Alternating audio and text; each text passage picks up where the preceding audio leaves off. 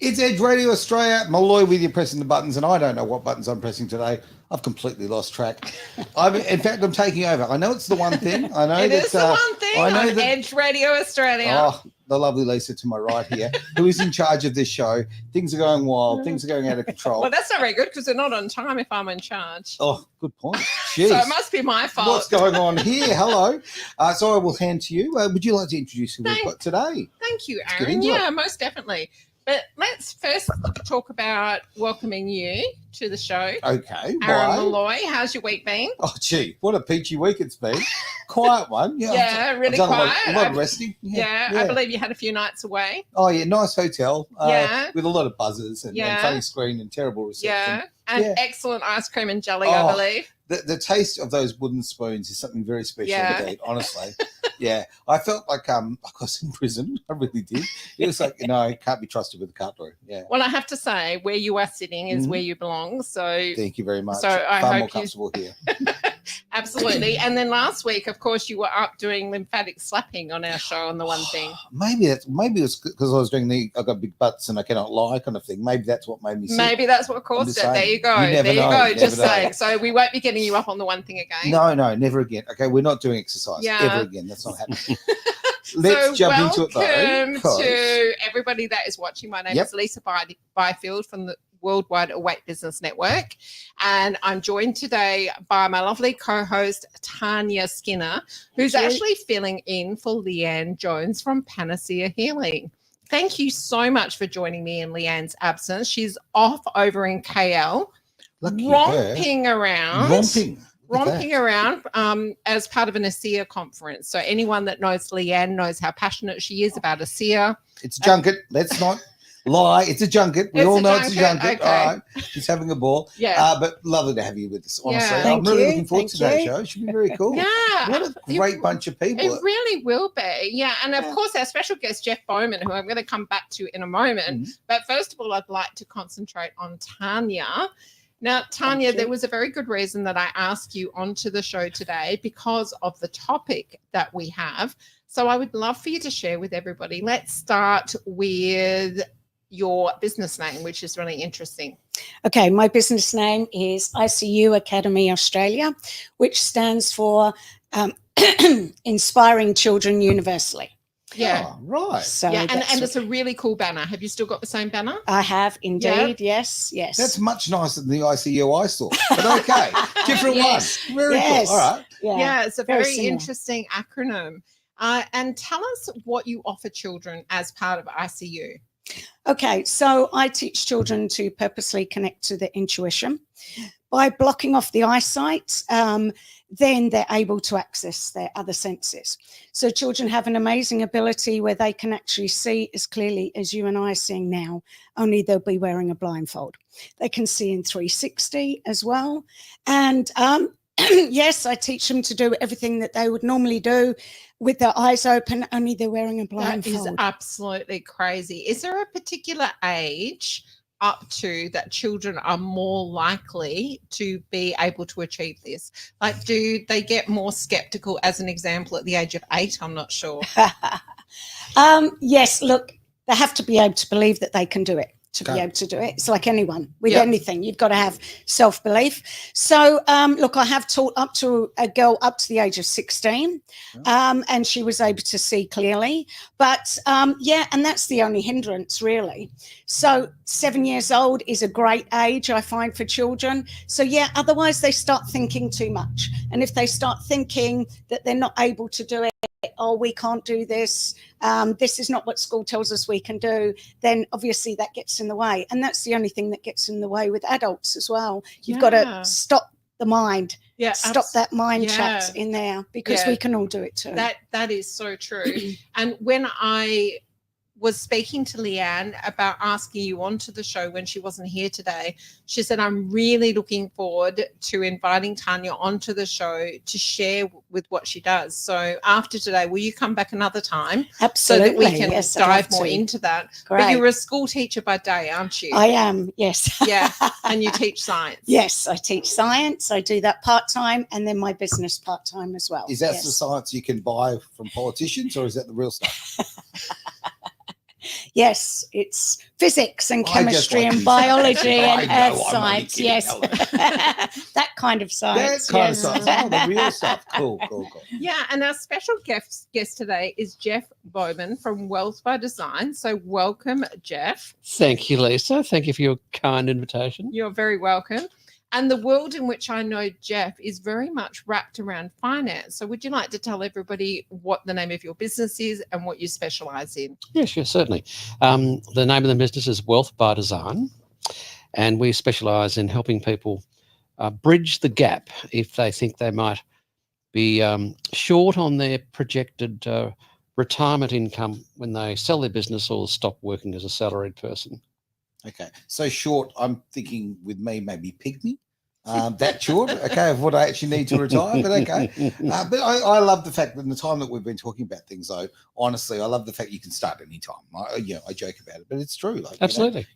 And there are particular things you can do to accelerate. So, yeah. Yes. So the reason that you have come on today is to speak about something that's quite different. And when I communicated to you, Jeff, that I would like to invite you onto the one thing, I said, what would you like to talk about? What are you really passionate about? And your first response was, well, I'm really passionate about Venice. And my response to you was, is it something that most people would relate to? And then we started speaking about the time that you had in Africa and how passionate you were about the philanthropy that you were wrapping yourself around with the climb on the mountain. And I said, that's it. That's what we've got to talk about, because that's a different side of Jeff Bowman. And that's the reason, or one of the reasons, that Tanya's here today, because she's also been to Africa and she's also an adventurer. And I don't know whether you got a chance to check out Tanya's Facebook page, but she's actually a lot more adventurous than me. Right. I'm about to play Toto. That's as much Africa as I'm going to get going. Oh, really?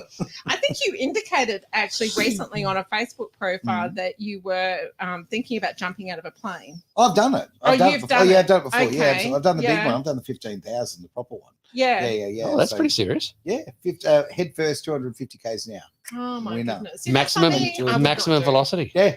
136 I jumped feet a out on second. my own. I did a static climb one where you have to push yourself out. Oh, I like Yes. that. Oh, that's very Yeah. gutsy. I wasn't Yes. given the option. Not quite as Yeah. high, but yes, So you do very, come very down cool. on your own. But I love this. I love this. This is about pushing yourself, right? Okay, Yeah. and doing things like, okay, Jeff and I talk about finance all the time and all sorts of great things. Yeah, so we're not allowed to talk We're about not. that today. Okay, I no promise. finance Okay, we'll keep away today. from No that. boring finance money today. discussion. No, but what I'm kind of getting at is like, okay, all of us are so multifaceted. We're not just one thing. Okay, we get known for one thing that we do, but when I learned, it's a while ago now, about the fact that you've done these fantastic things, you're skiing, all of that, it just shows me just other layers of you, and I think it's great. Mhm. And I want to hear about it, basically. Yeah, Yeah, for sure. yeah. So no problem at all. So So how did this trip come about?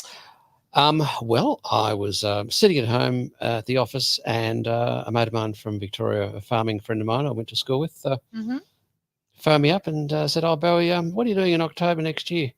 And of course, this was like January or something the year before. But I said, "Look, I've got no bloody idea, but what do you got in mind?" He said, "Oh, well, we're thinking of going to climb Mount Kilimanjaro in Tanzania. You want to come?" Wow. Okay, so let's just stop there. That's how it started. Let's go back a step. So you were talking about farming communities. So tell us a little bit about Jeff Bowman, where you were brought up and your family and so on. Okay. So I was brought up in a farm in New South Wales, in the Riverina, in the southern Riverina, which is the south of New South Wales on the Murray River. Nice. So little country town. Yeah. And cool. where were you? Are you the youngest? No, I'm the oldest. Are you the eldest? Yes. Okay. Are you the eldest, Tanya? Second eldest. Second eldest. Where are Yes. I'm the middle child. you? Middle. Middle pin syndrome. Yeah. Well, I'm the eldest as well, Jeff. So I didn't know we had that in common. Yes, There we yes, go. we're the oldest. Okay. Yes. We're both bossy boots. Yeah. How do we survive together? So small country town. I went to school in Geelong, which was sort of Victoria, which is a bit odd, but it was a boarding school. There wasn't much of a school where I was in New South Okay. Wales. So know Victoria pretty well too. But mind you, southern New South Wales is very Victorianised. We play Victorian footy Yeah. listen to Victorian radio. Yep. Yep. And you're close to Melbourne than you are to Sydney. So so that was sort of Did you do any water skiing out there in the Murray River? yeah. Yeah, I thought so. Because Yeah. when you talk about the skiing thing, I thought, hang on, Yeah. there's a link because the Murray River is known for it. Yes. Lots of camping and yeah. fishing before the introduction of the European carp. The Murray was crystal clear. Is that right? Yeah, so we loved catching reddies Mhm. and the odd Murray cod. Yeah. So they were fabulous days as kids. You're very lucky. Really lucky. Yeah. Yeah, how wonderful. So, okay, farm boy, hey? All Yeah. right. Yeah, so Yeah, on did you know bush. that about Jeff? No, I did You not. didn't know he was There a we farm go. boy. So the Zach. bush, How yeah. many episodes of Wealth by Design have you done? We've never talked about farming. Okay. There you Okay. go. Next time So we you're talk about learning barbed wire, well, You're away we learning go. those Yeah. different layers Yeah. now, aren't No. you? Yeah. Did Yeah. you know that he was the eldest child? No, I did not. No, there No. you go. What No. else would you like to share with us? You're sounding more like a stalker than anything right now, Lisa, but never mind. Well, how long we got, Lisa? I do not have time to stalk people. No. And so there's a little bit of the early days. Yeah. Yes, So have you always had that adventurous spirit, Jeff? Look, I don't know. Country kids generally like to get out of their comfort zone a bit, rather climbing trees or, shooting things up or, fishing or crabbing or yabbing or Oh, out and about, Were you brought up in the country, Tanya? No, I'm from London. The guy Complete Londoner. opposite. There's got a Londoner over here. Right? What's going on? But I love climbing trees too, so it's very interesting. Yes, we had my brother and I used to have this fantastic egg collection.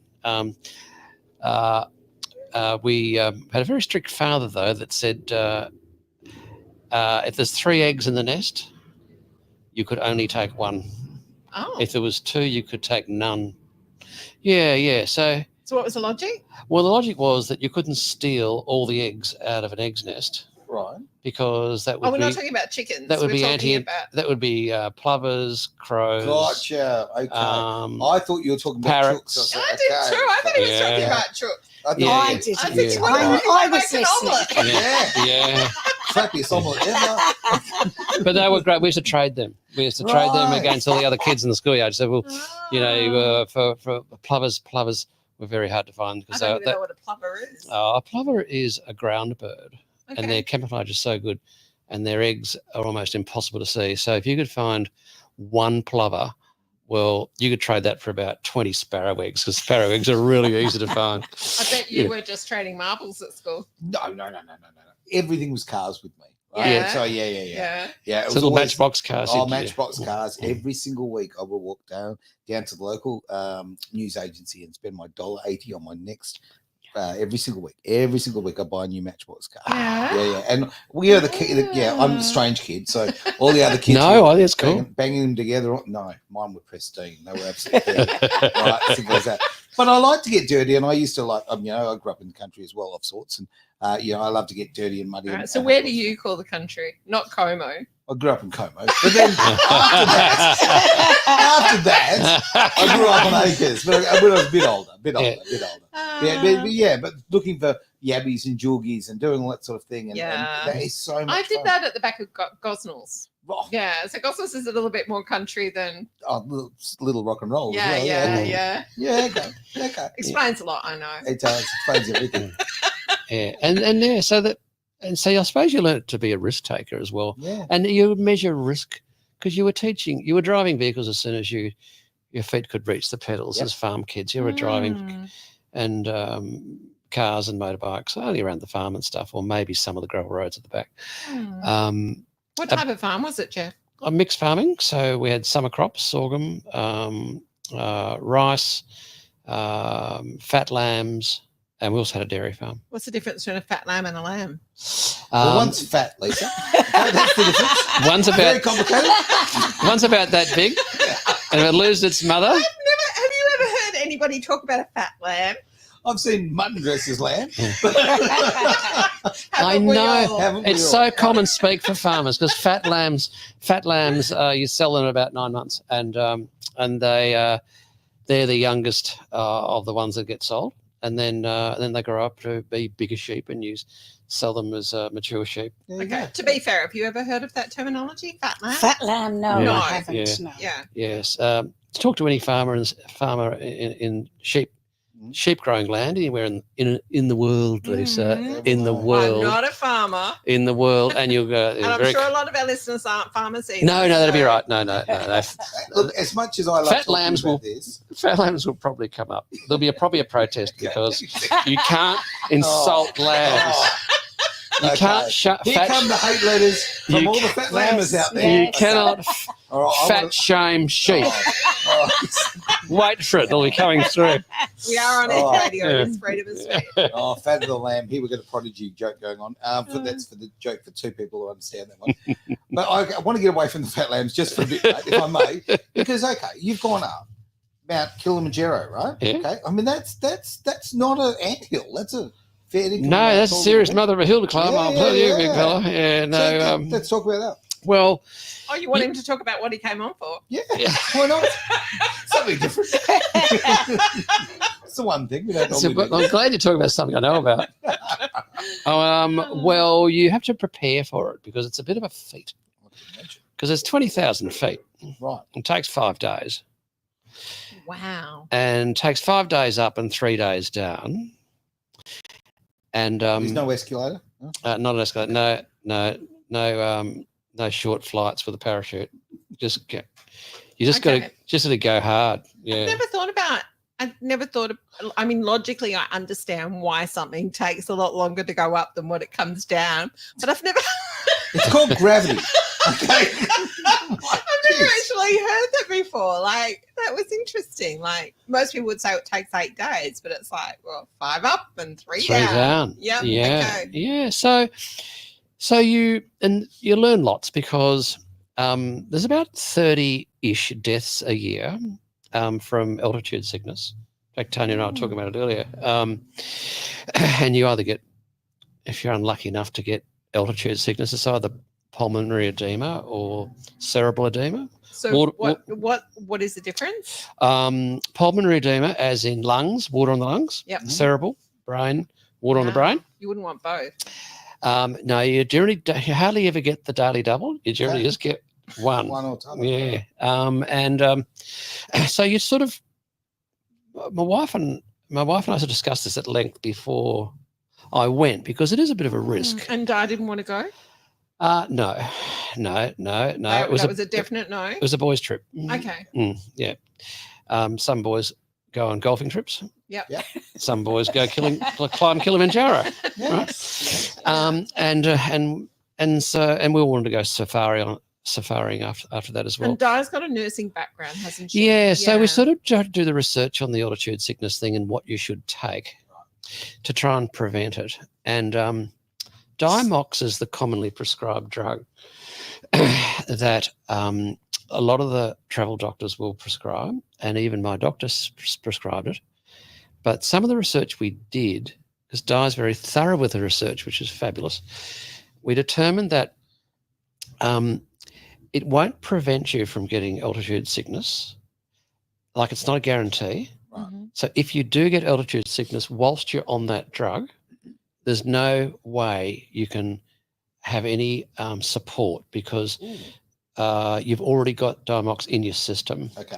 So you've got to go, we decided before we went to go, righto, we won't take it.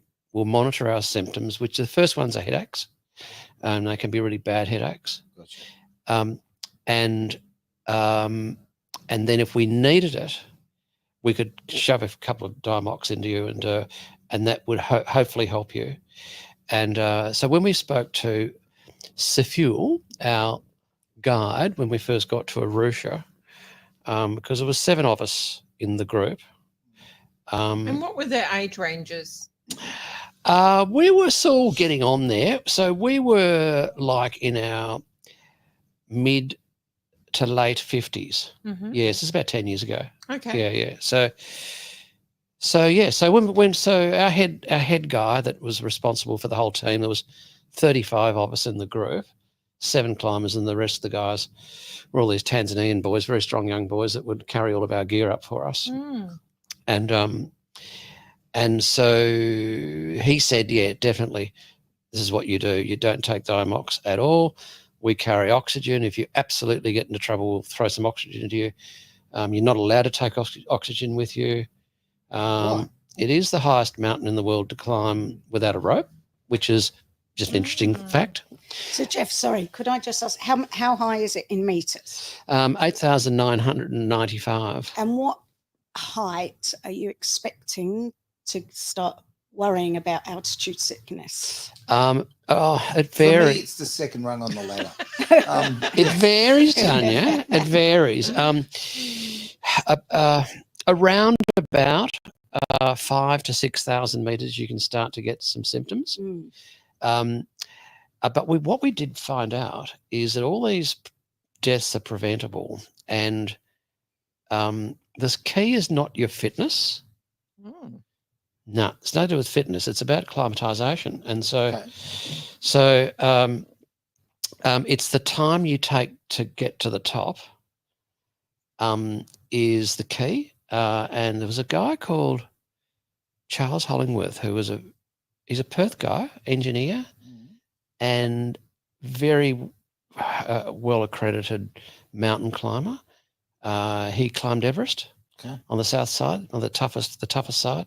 Right. He practiced for 5 years on other mountains in the Himalayas, and he was guest speaker like 3 or 4 days after we got back, and I booked us in to go and listen to him speak, and I told him our story, and one of our guys nearly died because he did get cerebral edema. A guy, one of our mates from Albany, and anyway, we're telling this Charles Hollingworth chap who'd just done all these magnificent climbs all over the place, and the first question he says, "How long did it take you to get up?"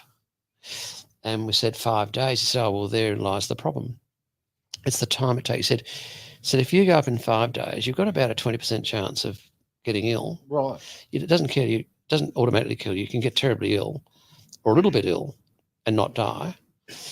But if you take 6 days, it reduces by about 10% each time. So if you get to 8 days, if you get to 10 days going up, 100% no, not a problem. Right. So it's just slow down, enjoy the journey. at times, yeah. So the deaths were the bulk of the deaths are with the young fit ones.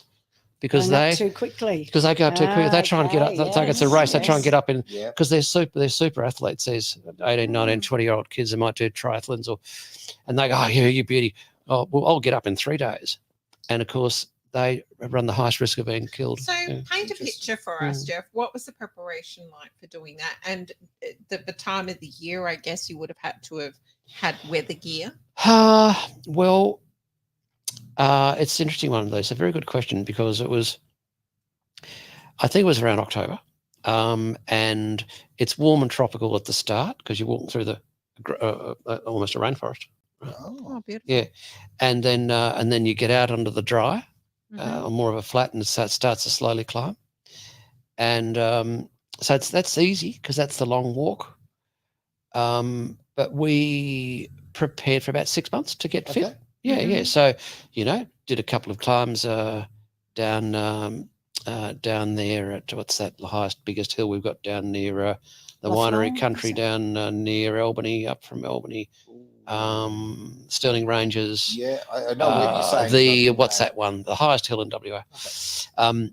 So I climbed that a couple of times, and then I would do long walks with a backpack. Okay. So 6 months along the beach. Yep. 3 or 4 hour walks. So was it a steep climb or was it more gradual? Okay, so the first 4 days is pretty gradual, but then it gets much colder as well. So that's why you got shorts and a light shirt at the start, and then you start adding clothes as you get higher up. And so the last night, on the fourth night, it was bloody cold, like it was about 15 degrees below zero. Oh. Yeah. So it's freezing. I can't contemplate that. I can't contemplate that. Yeah. So that's like it's freezing. You've got these special big mitts. They're much better than gloves, like big mittens, and special sleeping bags and stuff like that. And Yeah, so- you're not there and you came a beanie and no, you do. You have got to have the right gear. yeah, Yeah. And we didn't happen in our group. We heard stories of where guys would go to sleep with their sort of water bottles inside their sleeping bag to try and keep their body warm. But in the morning, they would have frozen. Freeze. Wow. Yeah, their water bottles are just frozen. And and the other thing is because you're so cold at that point, and you're about sort of around 6,000 meters on the fourth day. So it's getting up there, like it's 18,000 feet, and you're cold, and your mind says, well, I'm not bloody cold, I don't need to drink. But you lose so much of your body moisture out of your breath because you're exhaling your actual your moisture out of your body. So you've got to keep drinking. And how many guides were there in comparison to the group? So there was a group of 7, did you say? Yeah, 7 climbers. So 2 girls sort of joined us at the last minute. It was meant to be a boys' trip. And Who invited them? look, we didn't. But they were lovely. They were from New York and they were very chatty. And I've never known a woman to be chatty. and they, great girls. And so Do you need a cushion over there? we were It's getting comfy. we were sort of what's going on here, the girls on our trip. But it worked out fine. And so there's 7 of us and there was 35 in total in the group. Okay. So it's a big team. Yeah. Because they carted up all our gear, That's amazing. Yeah, all your bedding, your tents. You just don't think about that. Yeah. So it's like 1 to 4. You have kind of had 4 people Yeah, assisting you. and when I first got to Arusha, we were there for a bit of a few days to acclimatise and get to know the joint, and we went on a little mini safari just out of Arusha, and you could see Kilimanjaro over in the distance, and it's got a massive, great glacier on the top, so it sort of sticks out pretty obviously. So clouds, and then poking out through the clouds there's this big white glacial top. And I had one look at that and I thought, I can't believe how stupid I am. Why did I Earth agree to do this? Because, I hadn't done, I was hardly a seasoned mountain climber. I'm trying to, is it Bluff Knoll? Yes, Bluff Knoll. That's the one. Because it's hardly Bluff Knoll. No. I could do that in an afternoon. But, and so I thought, so I started to panic a bit. And our backpacks were going to be about 5 kilos, Right. just for your water and your Mars bar, bit of energy. Sounds straight. And so I thought, nah, I've got to increase every chance of getting there because we all had to get to the top. And so I, as soon as I got to the starting grid where all the team were gathering to start the first day of the climb, I got hold of our guide and I said, mate, I want one of those big, strong boys over there. What's it going to cost me to get him to cut my backpack all the way to the top? And then he's taking my water and my Mars bars. They must have had a lot of Mars bars. And that's it, right? Right. And he said, oh, yeah, no, we'll do a deal. So for, I don't know what it cost me. It was a bargain, $80 or something, for this long, big, tall, strapping guy called Lemma, who ended up putting him through college, to cart my backpack. And I would just, I was the only one out of our group that had my own private porter. Right. At that stage. Well, yeah. Well, all the others thought I was just being a wuss. Yeah. And of course I copped hammering. A lot of flack for that. Hammering for that. I said, "Oh, look, Buggy, look, I'm the oldest. I've got to make sure I do this." Yeah. And so that helped, I think. Yeah. So you said that you ended up putting him through college. So tell us about that conversation. How did that start, and how did that come about? Well, he was a lovely young chap. He his English was reasonably good. Mm-hmm. He knew about Azumba who played footy for the Dockers, Right. because he's an African footballer. Gotcha. Yeah. Okay. And I think he was the South African or Zimbabwe. I'm not too sure, but he was quite well. He would play for the Dockers. He's a great footballer, and so these African kids would follow the African footballers over here in Australia. Yeah. And so there was that going on. His sister was a school teacher, Margaret. And so he'd asked lots of questions, and because we were like buddies for the whole. Oh, I can imagine. Fight, Your Mars bars. You know, Come on. you can't get ahead of me, Lemma. All right. So how many Mars bars did you take, Jeff? Well, I don't know. Probably enough. You could 2 handfuls. You know. Because you need energy, Lisa. You need energy. You do. Yeah. You got to have energy. I'm just waiting for Jeff's about to go, and you'll find real energy. You just slide a nice silky ad right in the middle there. Mate. Fantastic. I was going to But say. all jokes aside, I feel like a Mars bar. Yeah. Oh, And fantastic. so that was a little. So we just got to know this kid really well, and then, anyway. So I thought, and we knew about, because I'd asked them about school and how they learned English. Now were they taught English in school, the basic stuff, which I didn't know about, and so in the end it was a case of, well, you get paid, $10 US a day for this work, and that's well paid, right? That's well paid. That's well paid, right? So, and it's hard work, they're looking after people like me, carting all our gear, and they're doing all this other work, assembling tents, and they put in 14-hour days, $10 a day. So I sort of quizzed him a bit about on how, could he further his education, and, we had long chats about that. So we had plenty of time. but no, Yes. Yeah, you had time. so I did a bit of research with the leader of the pack, Safuel, who gave me that rap on my LinkedIn site. Yes, I saw that. Yeah. And then I met his sister. Had a bit of a chat about further education and so forth. And then we agreed to get him started, at a college in Nairobi. Right. So so you could get 2 meals. You just decided after talking to him that you felt like you wanted to help him. Is that Yeah, where it pretty came well. from? You Yeah, I just was thinking felt about that it a you really lot. wanted- I was thinking about it a lot.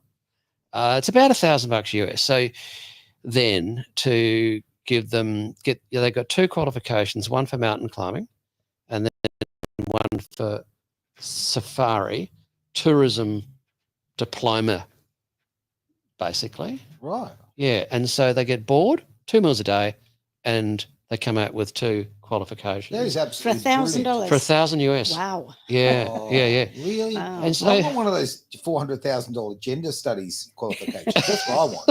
Jeez, that seems like value. No, but mate, you know what? I jest. When I actually found out that you did that, I'm so impressed with that, because many of us want to do that, and a lot of people talk about it. Okay, but it's actually taking action, and you see someone there, and you know what? I can change your life here.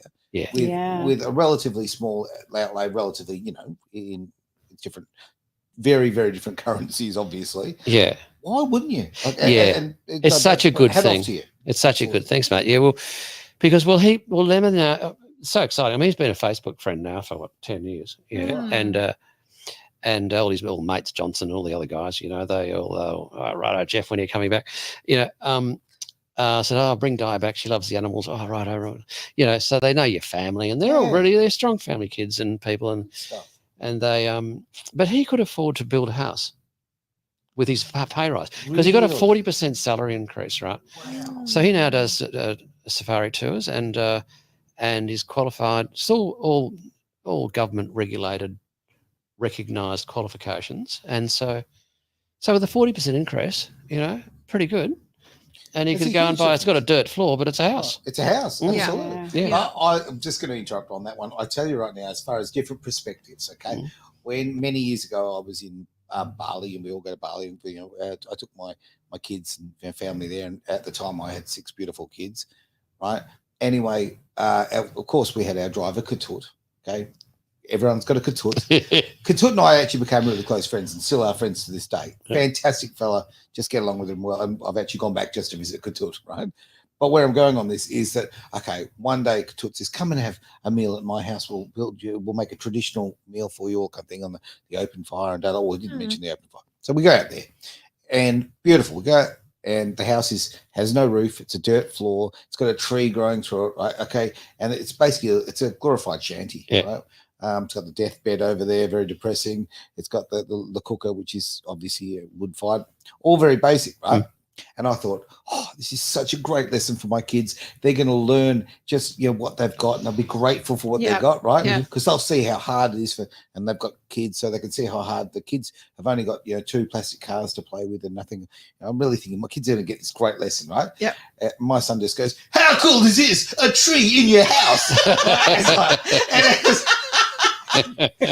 Totally took it the wrong way, and it was like, Dad, can we get a tree in our house? That's gorgeous. But it's so sweet. It's so sweet. But when you see, I mean, look, lives are so different. How old was your son at the time?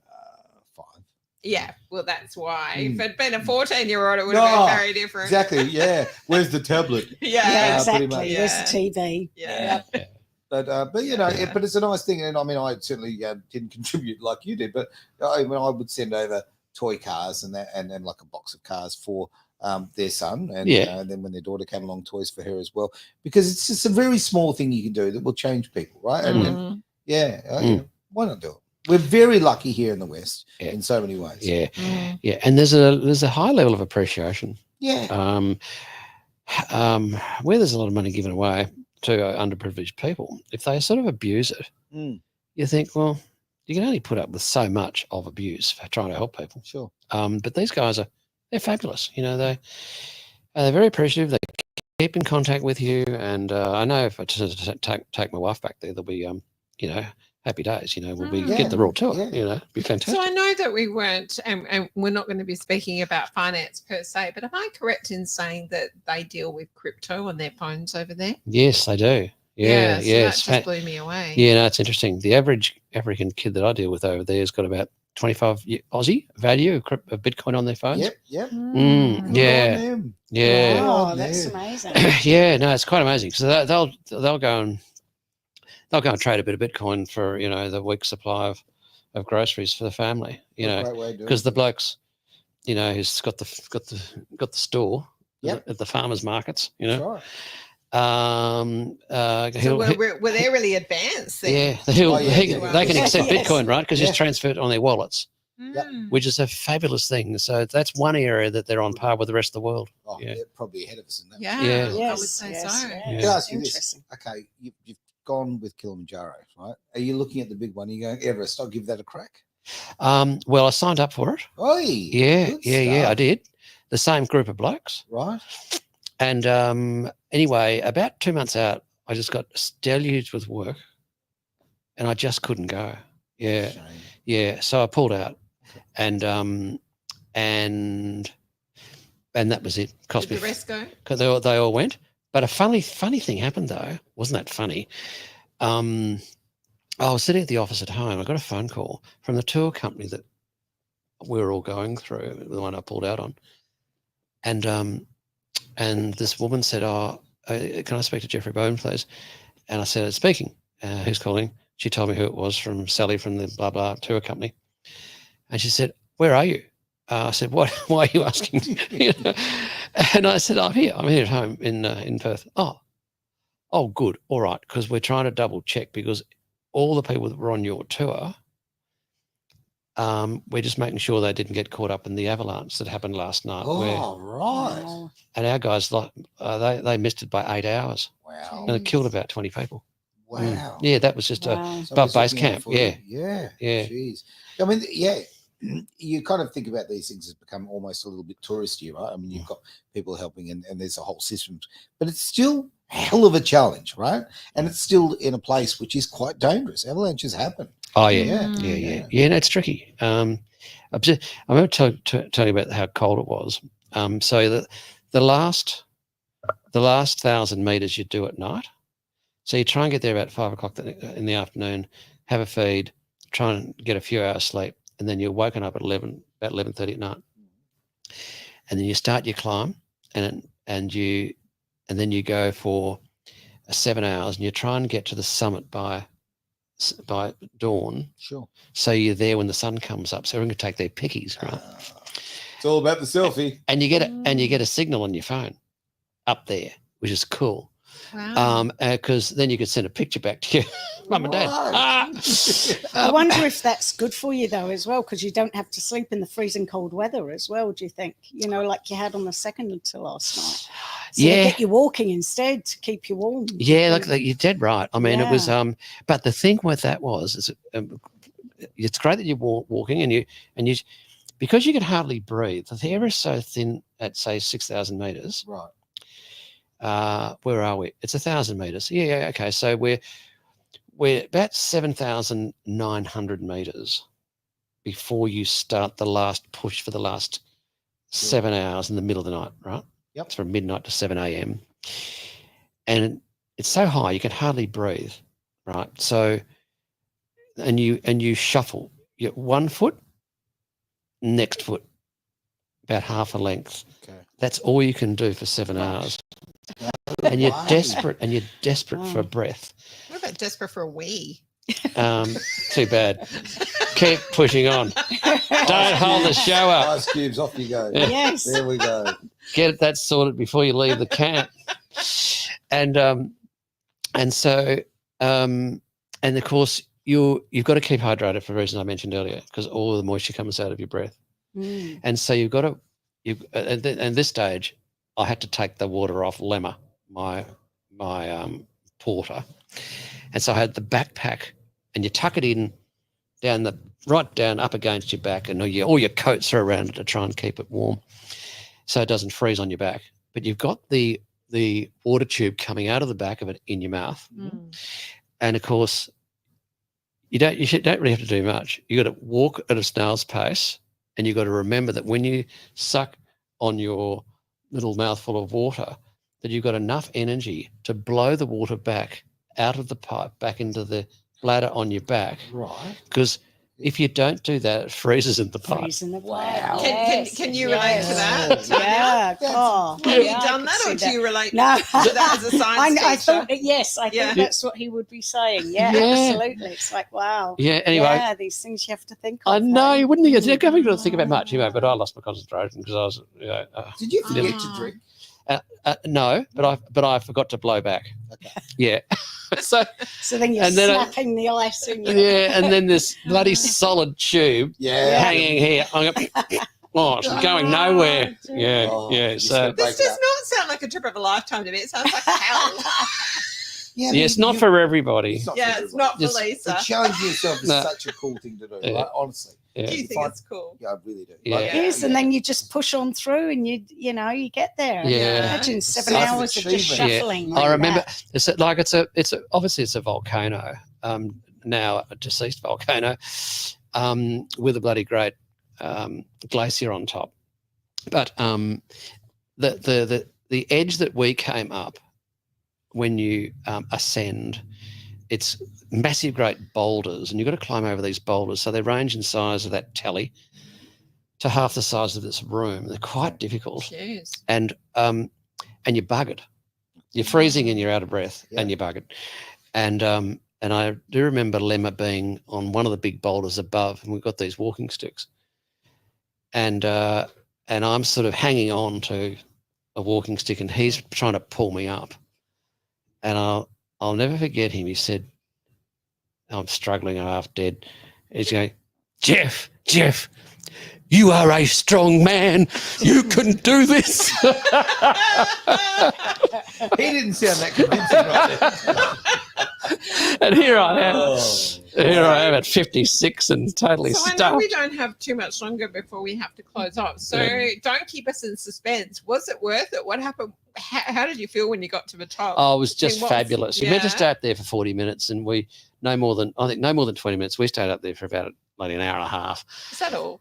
because you got to walk all the way around to the the highest part of the crater rim, Gotcha. which is all the way around. So when we finally got over these bloody boulders, we're lying on our back, all half dead. We're going, and they're going, we've got to get up, boys. We've got to get to there. And it was working all the way around the rim of the basically the crater Mm. to the highest point where you get your picture taken, where you've made it, you know.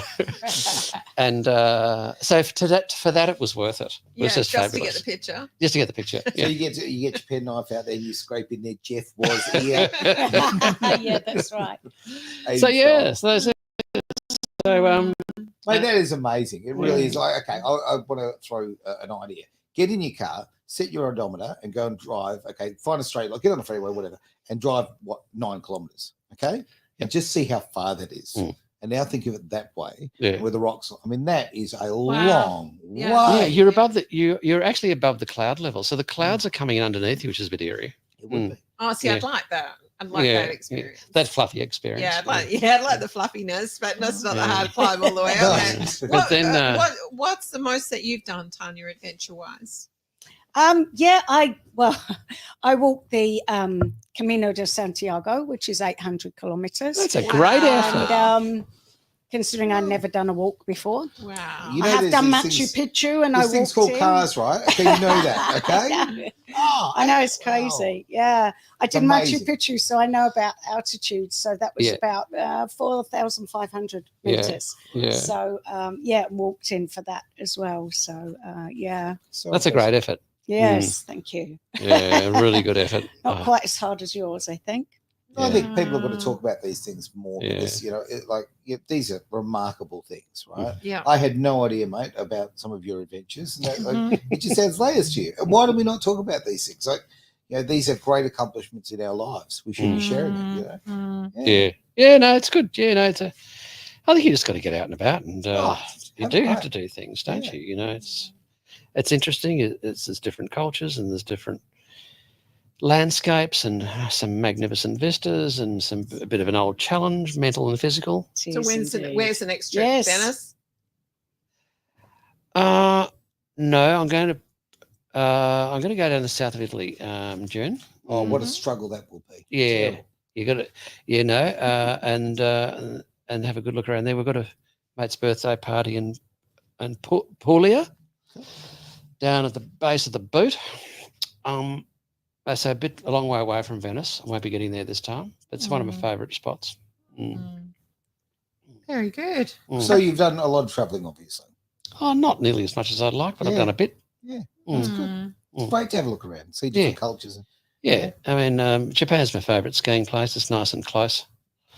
So I sponsor a medical conference up there every year in a place called Niseko on the sort of northwestern corner of Hokkaido. SONS, which is a Society of Neuromuscular Sciences, a bunch of doctors that have been doing it for a long time, mainly Eastern State doctors. Gets booked out in about an hour. I bet it does. Maximum 100 doctors. That's it. They can't. Yeah, it's like applying for tickets for a rock concert. You got to get on early. Oh, dear. That's absolutely brilliant. Have we come to the end of our Yeah, time, come to the end of our time. Mr. Timekeeper? Oh, look, yes, I'm watching. Look at this. The watch is fresh. There we go. Oh, Yeah, Tanya, thank you so much for Oh, co-hosting thank you. today. Been a Really pleasure. appreciate Really cool. it. Yeah, and I hope everyone's really enjoyed listening to Jeff's adventures. And thank you so much for coming and sharing another side of Jeff Bowman and your adventures climbing Mount Kilimanjaro. Oh, pleasure, Lisa. Or we'll just keep going and have another beer. I don't know. Yeah. Thank you for the invitation. Yeah. I enjoyed the you're time. welcome. And we'll have Leanne back next week with another special guest and look forward to sharing again then.